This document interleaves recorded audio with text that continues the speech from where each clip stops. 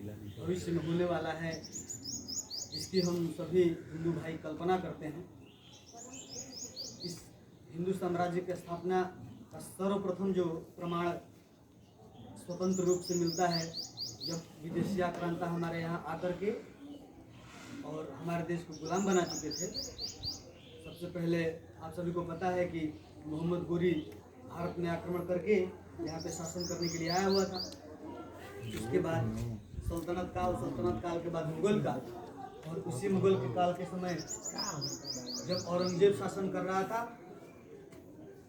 एक महान योद्धा का जन्म होता है महाराष्ट्र में, मराठी मानुष के रूप में, जिसे आज हम सभी वीर शिवाजी के नाम से जानते हैं।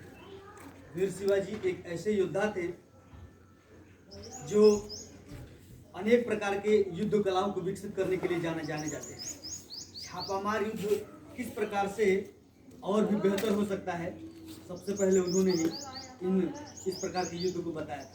उनका ये मानना था कि यदि हम शत्रु से सामने से नहीं लड़ सकते और उसे परास्त करना अनिवार्य हो, तो हमें अन्य मार्ग भी अपनाने में गुरेज नहीं करना चाहिए। संभवतः यही मार्ग चाणक्य का भी था, और उसी मार्ग को वो भी पालन करते हुए आ रहे थे। उनके गुरु थे समर्थ गुरु रामदास, जिन्हें जाना जाता है नाम से। और ऐसे महान संत थे कि जब शिवाजी को जब उन्होंने गुरु माना, तो उनको माना था कि मैं आपको गुरुदक्षिणा में क्या दे सकता हूँ। उन्होंने पूछा तो मैं आपको गुरुदक्षिणा में क्या दे सकता हूँ। तो समर्थ गुरु रामदास ने कहा कि मुझे तुम्हारा समस्त राज्य चाहिए। तो उन्होंने बिना किसी प्रकार की शंका के, बिना झिझक करते हुए समस्त राज्य को उनके चरणों में समर्पित कर दिया और कहा कि यह राज्य अब आपका हुआ। जितने महान शिवाजी थे, जितना विश्वास उनका गुरु रामदास पर था, उतना ही रामदास का विश्वास शिवाजी पर था।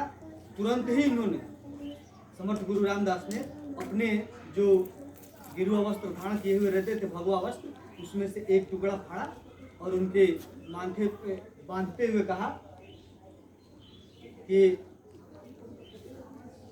ये मैं स्वीकार करता हूँ और वापस मैं यह राज्य तुम्हें सौंपता हूँ कि इस राज्य में किसी भी प्रकार की गरीबी नहीं होनी चाहिए। यह राष्ट्र तुम्हारे हाथों में मैं सौंपता हूँ और इसे तुम आगे बढ़ाने का कार्य करो। और वही कार्य लेकर के शिवाजी महाराज चलते हैं और अनेक युद्धों को लड़ते हुए किस प्रकार से कई जगह उन्हें पराजय का भी सामना करना पड़ता है।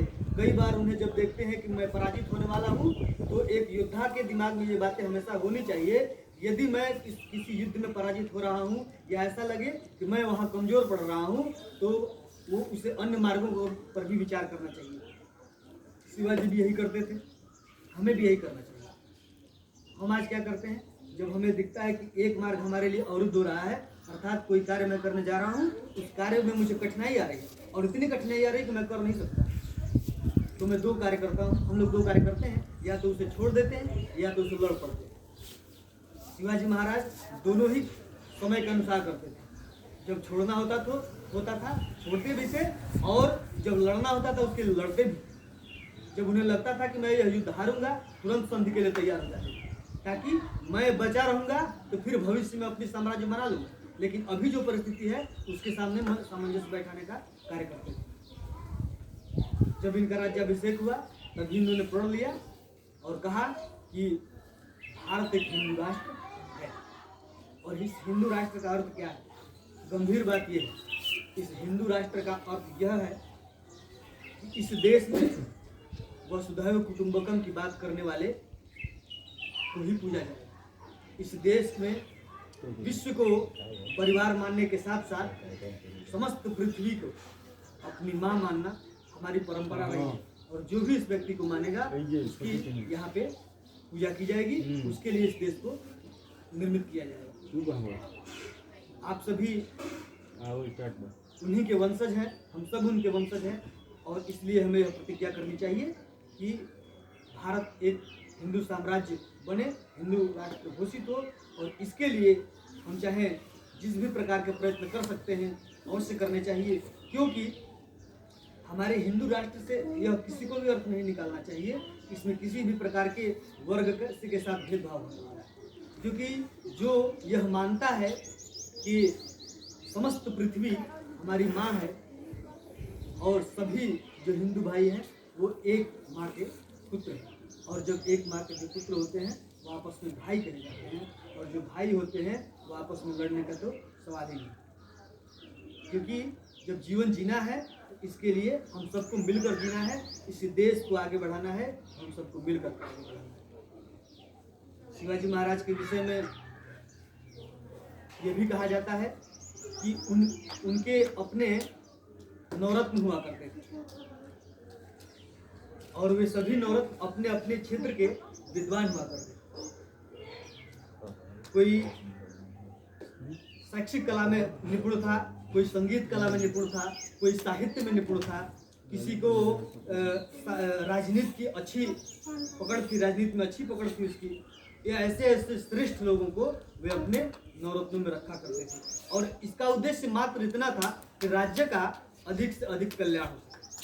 और राज्य का कल्याण किसी भी समय तभी संभव है जब उस राज्य में रहने वाले लोग अपने हितों के लिए राज्य के प्रति, राज्य के लिए अपने प्राणों को न्यौछावर करने के लिए तैयार हैं।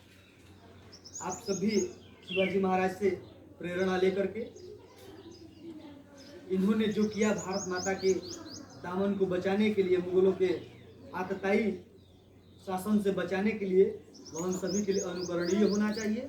और आने वाले समय में इस समस्त भारत को हिंदू राष्ट्र में परिवर्तित करने का हमारा संकल्प होना चाहिए। अब मैं अपनी बात को यहाँ समाप्त करते हुए